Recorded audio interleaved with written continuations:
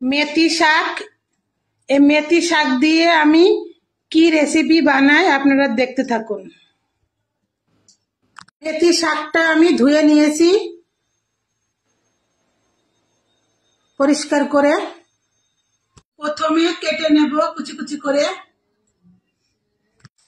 আমি ময়দা নিয়ে নিচ্ছি 300 গ্রাম, স্বাদ মতো নুন, ময়ানের জন্য তেল মিক্স করে নেব।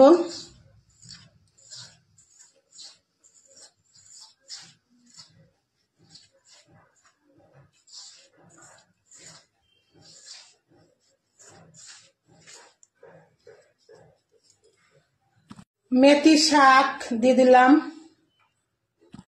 মৌরি, জোয়ান, কালো জিরা, সুগার গুঁড়ো,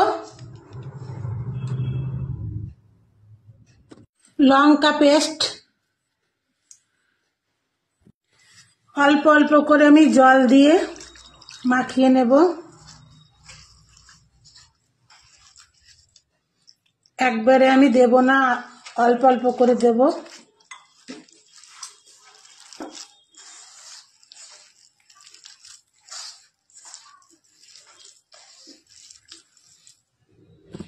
একটা ডো করে নিলাম।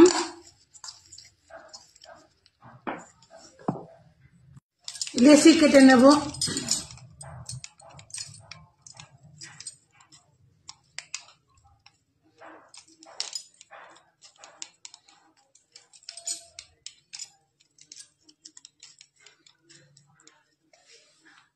লেচি কেটে নিলাম।